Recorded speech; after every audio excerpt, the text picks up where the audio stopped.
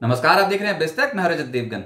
आज हफ्ते के पहले कारोबारी सत्र में बाजार में ताबड़तोड़ तेजी देखने को मिली। हैरान कर दिया है मार्केट ने। मार्च के लोज से अब तक 1694 पॉइंट्स की रैली बन चुकी है और कहीं थकने का नाम नहीं। आज भी गिफ्ट निफ्टी बता रहा था कि 100 पॉइंट से ज्यादा की चाल बन सकती है। बाजार इससे भी ज्यादा तेज हो गया। दरअसल हुआ यह कि अंतर्राष्ट्रीय संकेतों में अमेरिकन मार्केट्स निचले स्तरों से पिछले सत्र में संभल कर बंद हुए थे। एशियाई बाजार बिखरे बिखरे थे, लेकिन गिफ्ट निफ्टी बता रहा था कि 100 पॉइंट्स के आसपास तेज होंगे। हम 165 पॉइंट्स ऊपर खुल गए 23,515 के लेवल पे। उसके बाद एक डिप आया था 23,433 तक, लेकिन इसको बाजार ने एब्जॉर्ब किया। पहले सपोर्ट जोन तक भी नहीं आ रहे। बहुत तगड़ी खरीदारी हो रही है। लोअर लेवल से एकदम से लपक लिया और आज के सत्र का जो हाई लगाया वो था 23,708। कंफर्टेबली 200 दिनों के औसत के लेवल के ऊपर निकल गया है बाजार।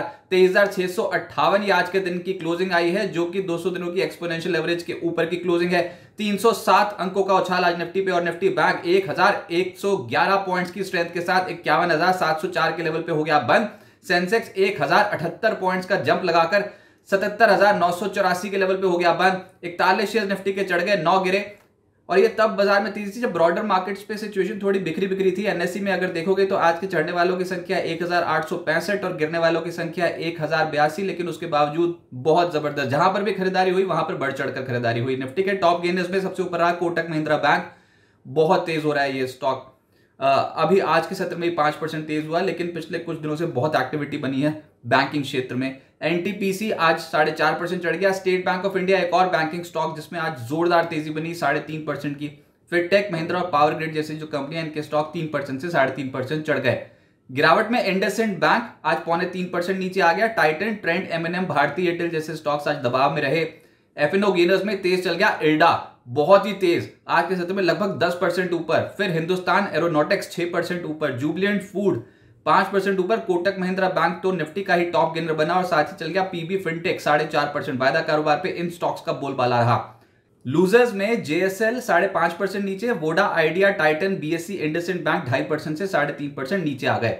मिड कैप गेनर्स की सूची में आज जो ऊपर आया वो था सालासार टेक्नो, जिसमें आज के सत्र में 20% का अपर सर्किट था। फिर जेबीएम ऑटो 16.5% चढ़ गया। तेजी तो देखो आप मिड कैप स्टॉक की इतनी जबरदस्त देखने को मिल रही है। पावर मेक 16.5% ऊपर। राजेश एक्सपोर्ट, किर्लोस्कर, न्यूमेटिक जैसी जो कंपनियां, इनके स्टॉक 13% चढ़ गए। Finolex Cables, Alkyl Amine, IFL Caps, Paradeep Phosphate, Kaveri Seed 8% से 12.25% चढ़ गए। और ये मूव कैप्चर करना आसान था? जी नहीं, बिल्कुल नहीं। बहुत ज्यादा पिटाई हो गई थी निचले स्तरों से, उतनी तगड़ी वापसी देखने को मिल रही है। मिड कैप लूजर्स में जेएसएल, ज्योति स्ट्रक्चर, केईसी जैसे स्टॉक 4.5% से 5.5% गिरे हैं।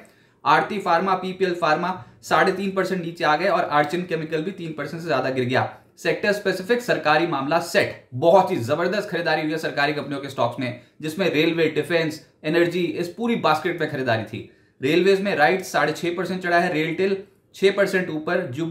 जुपिटर वैगन्स 5% चढ़ गया। टीटागढ़ और इरकॉन जैसी जो कंपनियां हैं, इनके स्टॉक्स में भी तेजी आई।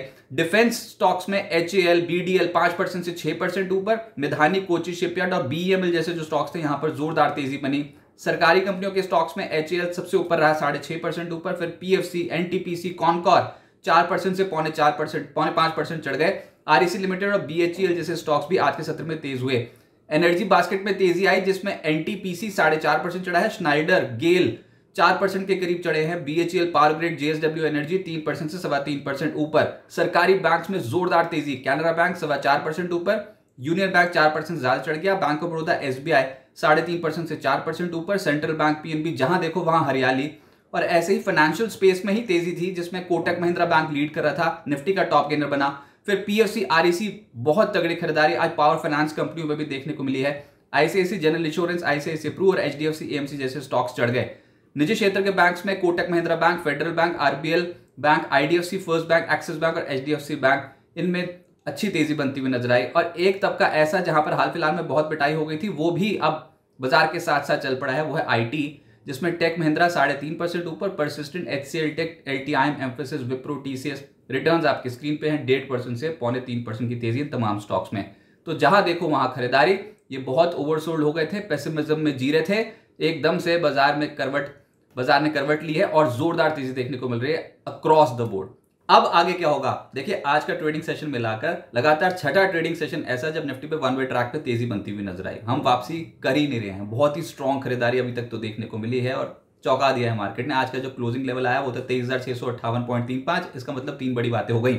एक तो 2025 की जितनी भी गिरावट आपने निफ्टी पे देखी थी वो पूरी की पूरी एब्जॉर्ब हो गई। जी हाँ, निफ्टी अब इस साल के लिए नेगेटिव नहीं है, निफ्टी इस साल के लिए पॉजिटिव आ गया है, क्योंकि 31 दिसंबर 2024 को जो क्लोजिंग लेवल था वो था 23,644.8 और अब आपने क्लोजिंग दी है 23,658.35, यानी कि अब आप इस साल के लिए हो गए हो पॉजिटिव।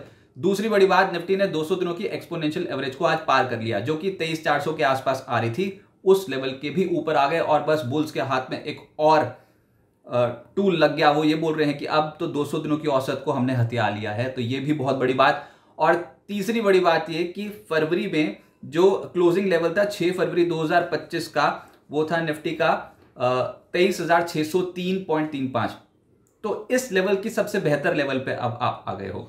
आज की क्लोजिंग 23,603 के लेवल की तो बहुत ऊपर हो गई। तो यानी कि ये 3 बड़ी बातें हो गई और ऊपर से अभी एफआईएस की भारतीय बाजारों में जोरदार खरीदारी लगी हुई है। एफआईएस नहीं देखते भाव, जब वापस आते हैं तो वो बहुत तगड़ी खरीदारी करते चले जाते हैं। क्यों आ गए एफआईएस वापस? क्योंकि डॉलर कमजोर पड़ गया रुपए के मुकाबले, अचानक से रुपया मजबूत हुआ है। 2025 के निचले स्तर पे पहुंच गया डॉलर रुपए के मुकाबले, $1 का भाव आ गया 85.5। तो फिर तो एफआईएस की वापसी होनी थी, क्योंकि मुद्दा यही बना हुआ था कि डॉलर टर्म्स में उनके रिटर्न्स कमजोर पड़ रहे थे।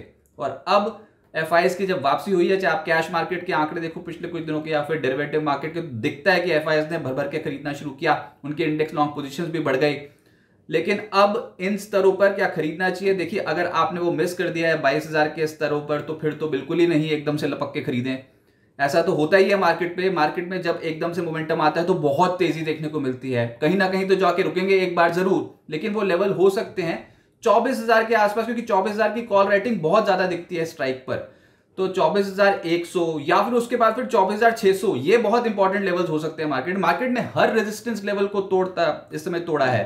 पहले हम सोच रहे थे 23,000 23,100 नहीं पार हो सकता, फिर यही बात थी कि 200 दिनों की औसत के आसपास रुक जाएंगे, मे बी 23,400 23,500 रुक जाए, किसी की नहीं सुन रहा मार्केट। इस समय इतनी तगड़ी खरीदारी देखने को मिल रही है, तो ठीक है, याद कीजिए कमजोरी भी ऐसी देखने को मिली थी, गिरावट भी ऐसी देखने को मिली थी, ड्रॉडाउन भी बहुत बड़े देखने को मिल रहे थे, तब हड़कंप मचा हुआ था, वही समय था खरीदारी करने का। लेकिन अब जैसे जैसे मार्केट ऊपर चले जाएगा तो फिर उसके बाद फिर ग्रीड फैक्टर भी हावी हो जाएगा मार्केट में, फोमो फैक्टर हावी हो जाएगा। अभी तो फिर मोमेंटम चेज हो रहा है मार्केट में, देखते हैं कहां पर जाकर रुकता है। लेकिन जहां पर आप गिरावट में बॉटम नहीं पकड़ पाए तो हायर साइड पे फिर टॉप नहीं पकड़ पाओगे और बाजार धीरे धीरे करके ऊपर जा सकता है। जो मेजरली बेट लगेगी वो तो अर्निंग सीजन के ऊपर ही लगेगी, लेकिन उससे पहले वायदा कारोबार की एक्सपायरी है अभी जो गुरुवार को आ जाएगी, और ये मार्च सीरीज की वायदा कारोबार की एक्सपायरी होगी।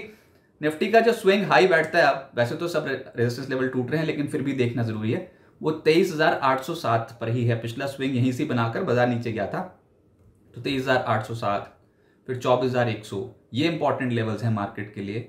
इस हफ्ते यूएस और यूके के क्वार्टर 4 जीडीपी आंकड़ों पर नजर है, और साथ ही यूएस में कंज्यूमर सेंटीमेंट और पीसीई के आंकड़े भी आने हैं। तो बाजार इस समय जितने भी नेगेटिव ट्रिगर थे उन सबको भुनाता हुआ, संस्थागत निवेशकों की जो खरीदारी हुई उसका सहारा लेता हुआ वन वे ट्रैक पे ऊपर चला गया है। बुल्स ने बहुत ज्यादा हिम्मत दिखाई है और लोअर लेवल से बहुत ही तगड़ी मार्केट में वापसी होती हुई नजर है। उम्मीद करते हैं कि रैली ऐसे ही कंटिन्यू रहे और आपके पोर्टफोलियोज में अच्छा मुनाफा हो। लेकिन अगर आपने गिरावट में बहुत ज्यादा एलोकेशन नहीं की इंडियन मार्केट्स पे, तो चढ़ते बाजार में तो कतई बहुत बढ़ चढ़ के ना खरीदें। ये मत देखें कि बाजार का सेंटीमेंट बहुत अच्छा हो रहा है तो आप कूद जाते हैं मार्केट में, ऐसा नहीं होता है। फिर कमाई इंडियन मार्केट्स में ऐसे, किसी भी मार्केट में ऐसे नहीं होती कमाई। कोई डिप आ जाए या फिर बाजार कंसोलिडेट कर जाए कुछ दिनों तक, तो आप उम्मीद कर सकते हैं कि आप खरीदोगे तो उसके बाद रिस्क रिवॉर्ड रेशियो आपके फेवर में बैठता हुआ नजर आएगा। भागते हुए बाजार को चेस करना ठीक बात नहीं है, किसी डिप का इंतजार करें। अभी तो इंट्राडे बेसिस पे वो डिप एब्जॉर्ब हो रही है, कोई भी गिरावट आ रही है तो खरीदारी देखने को मिल रही है। लेकिन आपका हमारा काम सिस्टमैटिकली इन्वेस्टमेंट करना है, क्योंकि बॉटम नहीं ना चेस कर पाए, इस बार भी बॉटम नहीं पता लगा कब लगेगा, लग भी गया कि नहीं अभी भी इसके ऊपर संदेह है। तो इसलिए बॉटम के चक्कर में या फिर टॉप पकड़ने के चक्कर में ना रहें, डिप्स में अच्छी क्वालिटी के स्टॉक्स अपने पोर्टफोलियो में ऐड करने के बारे में सोचें।